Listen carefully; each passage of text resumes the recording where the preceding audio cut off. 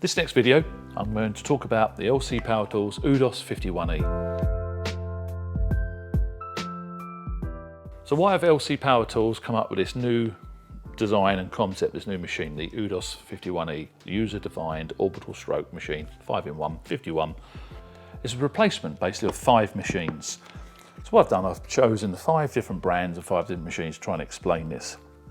Any of you detailers out there that have been detailing for a long time, and probably all of you have been an amateur, or let's call you a hobbyist, when you're practicing in the early days, you would have started with an 8mm machine. So it'd be a Porter cable, a Maguire's machine, there were some other Chinese brands, and then many on the market. And that was this sort of machine like this here. Now this is a 8mm orbit. So what it is the orbit size, the oscillations, is actually 8mm in stroke. So before I sort of talk about all of them, I'm just going to quickly say there's an 8mm, there's a 12mm, 15mm, 21, and a rotary. And that lets me put the lead down there, explain. R for rotary, this is this machine. We've got S, P1, P2, P3. Now the S, we've actually got down on this machine as a sanding action. What that is the 8mm machine over here. So when we sand paint, you can use 5mm orbit, actually there's a 3mm orbit, but mainly a 5mm orbit. Some people even go to 8mm. So that's why we decided to call this S for sanding. You could actually still polish with that, it's 8mm, but that would be the required setting for sanding. You wouldn't want to choose the other settings, but that's 8mm, so that's that machine. If we line this line up, we can go around to P1. That's now 12mm orbit. So that's going to be a 12mm oscillation. So if I put that down, what we get is this machine with a 12mm orbit, 12mm oscillation. And we can do a demonstration of showing you the different orbits. Then we can go, if I move that around, so it now won't alter, you see, you have to go around, line that line up. We can go around to the P2. What we've now got is a 15mm orbit, which is this. This is a 15. So it's got a larger throw. And I think you're going to get the idea now.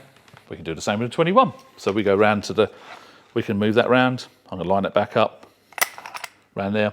Nice and easy it is. That's now got a much larger throw, which will be the same as this repair machine, which has got the 21mm orbit. So why do we have different orbits? If I was to choose any generic compound and pad, and just doesn't matter what pad this is at the moment, we're just talking about one pad, and I put cutting media on this pad, and then I turn the machine on, it's going to oscillate on the surface, and that's like a rubbing, scrubbing action.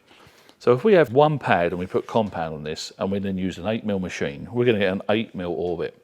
So this 12mm machine would give you more cut. So for many years, and for a long time in history, the only orbital sander, or DA sander, or random orbital sander we had was an 8mm throw. So it was this S on this setting. So it was the S setting there. That was the only machine. All that changed was the ergonomics, the weight, the brands, the plug type, the voltage, but it was always the same.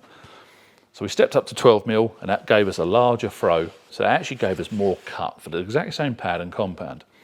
Then stepped in, Flex and Rupes were some of the first people to start making 15mm orbit, P2. So then, of course, it goes without saying, the orbit gets larger. So for the same time and dwell time, the orbit cutting action is getting more aggressive. So as you step up the sizes, you get more cut for the same pad, which then meant you're more efficient with a 15 and 21 than you was with an 8 and 12. And of course, the last one would be the rotary. The king of polishers that's been around for many, many years. It actually just spins on its axis. So essentially, if we had a pad on there and it was spinning, what we've got, if I put some compound there, that would create like, say, a 30, 40mm circle.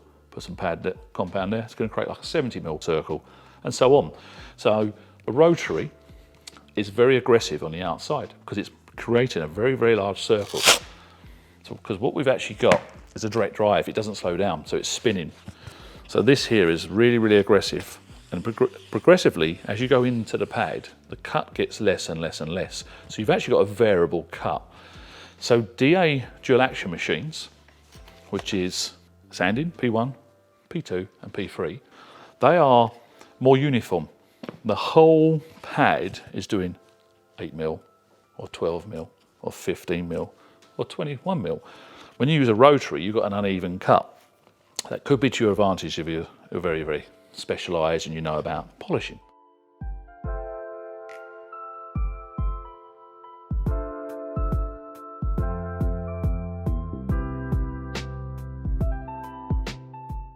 So let me just quickly show you how to adjust the settings. So what we got these white lines. Now, if you look, it won't let you adjust. It won't now move down. I can't alter it. The moment I line the lines up, if I line all the lines up, I can turn the collar. And now you can hear the motor going, that's connected, but look, it won't adjust now.